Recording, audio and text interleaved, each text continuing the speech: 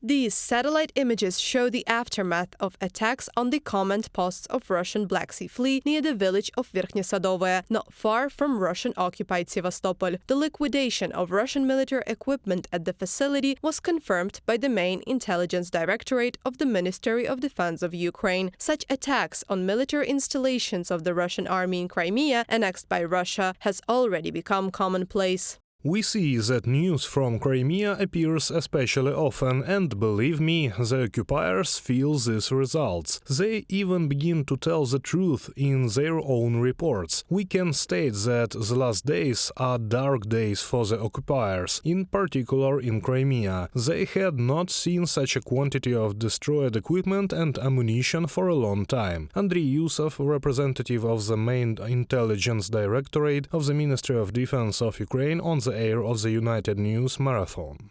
Since the beginning of Russia's full-scale invasion of Ukraine, the Ukrainian army has eliminated at least 5 large landing ships of the Russian Navy, says Dmytro Pletenchuk, spokesman of the Ukrainian armed forces. In total, Russia has 8 such ships left.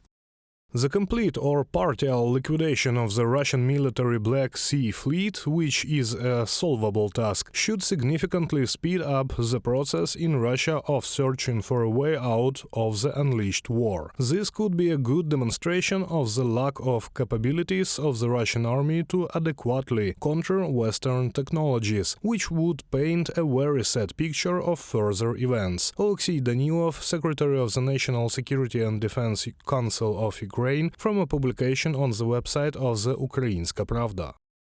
After another attack on the Black Sea Fleet, the Russian military command decided to redeploy landing ships to the Sea of Azov. And the large landing ship Minsk and the submarine Rostov-on-Don, damaged in Sevastopol, can no longer be restored.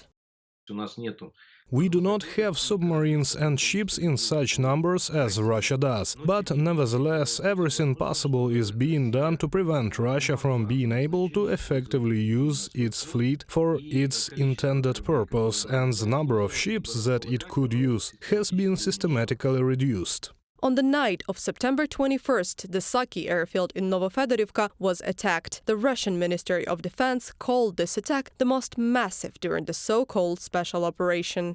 At the airfield, according to media reports, there were at least 12 combat aircrafts, Su-24 and Su-30, as well as Panzer manpads and the Mojaher drone operator training base. This is not the first attack on the Saki airbase. From here, enemy planes took off to bomb the Zaporizhia, Mykolaiv and Kherson regions. Part of the weapons that defeat the enemy on our territory, in particular in Crimea, is the implementation of the missile program and our latest developments, which today are no worse than Western models. Alexei Danilov, Secretary of the National Security and Defense Council of Ukraine, in a comment to Ukrainian radio.